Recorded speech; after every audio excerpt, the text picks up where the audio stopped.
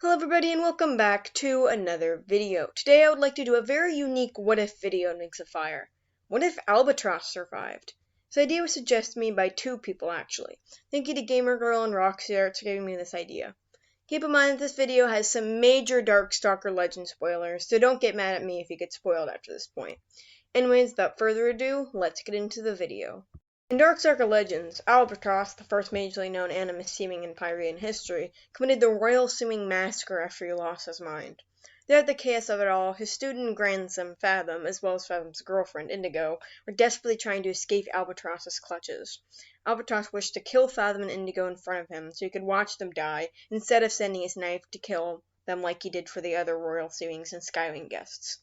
In the actual storyline, Fathom successfully uses up all his courage to kill his grandfather after he threatened Indigo, ending the massacre. Almost nobody survived, and those who did never lived normal lives through the trauma. However, what if things went differently?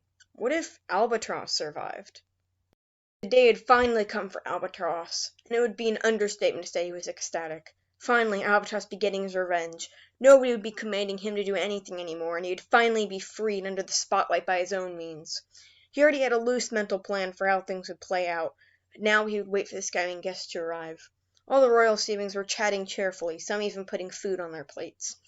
Albatross was finally ready to have his revenge, the entire night already planned. He had one goal and one goal only: kill every dragon on this pavilion. They had all treated him poorly at one time or another, especially Lagoon. She would not push around any longer, and he would want to watch her feel how he felt, dead. But for now, he kept on his usual blank and annoyed expression. Albatross knew that if he wanted this to work, he had to act normal beforehand. Some may call him twisted for planning out his entire murder spree, but he found it to be effective. He wanted to kill them all right now, just grab a knife and do it, but he couldn't. He had to wait for the perfect time where Lagoon was close to him and he could make a show of it to their guests. Frankly, he didn't have to wait long. The SkyWing guests arrived, though Albatross didn't take the time to learn their names. They'll be dead within the hour, he thought to himself. The dark bags under his eyes indicated that Albatross hadn't slept in days. His plan was so perfectly thought out, and he was waiting for it so much he was going mad from lack of sleep. Every night he twitched and grinned when he did sleep, anticipating the glorious night ahead of him. Everyone who had wronged him would fall before him. Lagoon, his pathetic and controlling sister, would finally face his wrath with a knife embedded in her chest, and especially Fathom, his grandson. Fathom would have fared the worst of all. After all the stuff he had done for the Dragonet, just for him to disobey his commands, Albatross was excited to make a scene of the massacre, as he called it. Albatross was so distracted by his own thoughts they didn't even notice Lagoon calling for him, a grumpy look clearly shown in her face. She was scolding him for being late and began showing off the animus enchanted fountain to the two SeaWing guests. However, Albatross was practically on another world because he felt so disconnected from everything. He snapped back to reality when she scolded him again for not responding to her, and now was his moment. He reached his claw in the air, causing a knife that one of the cooks was using to fly right into his hand. Lagoon stood baffled at the sight, the other SkyWing guests starting to back away. Lagoon needed enough time to speak before the knife went through her chest, Albatross having it hover behind her so he could see the damage. A giant gash was present around her midsection, blood gushing out in large quantities. She let out a painful moan and collapsed on the floor, completely lifeless. Albatross grinned at the sight, then allowed the knife to soar towards the SkyWings. They immediately lifted off in the air, in a measly attempt to escape. The knife ran its way through both of them at Albatross's command, the two dragons falling into the sea below. He made sure to cut them directly through their wings and hearts, trying to rip them of their biggest pride, their wings. "Look at the pathetic SkyWings now," he began. "They can't even fly away. It's a pity." Finally, once again his success, Albatross instructed the knife to kill every single dragon on the pavilion except for Fathom and Indigo. SeaWing shrieked in fear, trying to run away from the speeding weapon, went through body after body, killing every SeaWing in its path. Albatross noticed Fathom and Indigo running, but he knew that they wouldn't get far.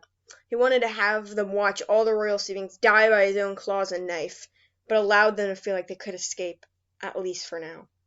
Albatross soon lost sight of them, however, as he viewed the spectacle. The knife ensured every dragon still landing on the pavilion was dead, all of their bodies bloody and limp.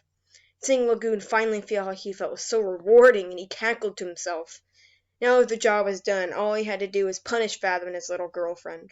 Walking towards where he knew they were hiding, he spoke to them. "I know you're here, Fathom. Your insolence will not be tolerated, and I'll make you see Indigo die before you. I could kill you right here and now, but I want to make it as painful as possible by using my own claws. Shaky breathing was heard behind one of the docked boats, causing Albatross to flip it over with all his might. The bloody knife was raised by his side, his expression menacing. He grabbed Indigo by the neck, holding her next to him. It's a shame it had to be this way, Fathom, but you know that you deserve this, and everyone sitting here today did as well.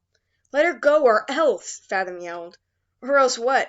You're going to try and use your powers on me? You're too weak and scared to, and I know it. Now, as punishment, you're going to watch the one you love die before I kill you. Indigo squirmed in his grip, trying to bite his talons. Albatross tisked, raising the knife further to her body. Except in this story, Fathom was 1 second too late to run and attack Albatross. In a split second, Albatross, with one swift movement of his talon, caused the knife to go right through Indigo. She screamed, then got lowered to the floor. She lay whimpering on the ground, trying to brush her scales with Fathom's one more time. Indigo! He screamed, rushing to her side. No, you can't die like this, please! Fathom, promise me that you're going to stop Albatross. I know you're strong enough. I saw some Royal SeaWings manage to escape, so you won't be entirely alone. Just please stop him. Albatross rolled his eyes at the sight, Fathom crying by Indigo's side. His jaw clenched in anger. I never want to use my powers to harm another dragon, but you've gone too far, Grandfather. Fathom raised a spear that was aimed towards Albatross, but he merely yawned in response, looking bored. This is quite the show and all, but I'm going to have loads more fun killing you. Albatross lured the bloody knife towards the sand, then aimed his claws at Fathom's throat. Even with his animus enchanted spear, Fathom was no match for Albatross, who was twice his size. The two of them fought claw to claw, with Fathom using all his energy into this gruesome battle. Albatross fought his ground and received many bloody wounds and scratches from Fathom's claws. But, sadly, Albatross soon gained the upper hand. He took one look at his bloody talons and stabbed them into Fathom's scales. He twisted in agony, but couldn't escape the pain. Once he breathed his final breath, Albatross stood up to view the results of his plan. Finally, he got his revenge. He didn't care much for being merely the SeaWing ruler, so he took off towards the nearest island to rest. He couldn't wait for the moment that the pathetic other SeaWings found out what happened and were forced to stare at the dead bodies of their royalty. Imagining the screams like music to his ears, causing Albatross to grin. All I want is them to fear me, and I've gotten what I asked for.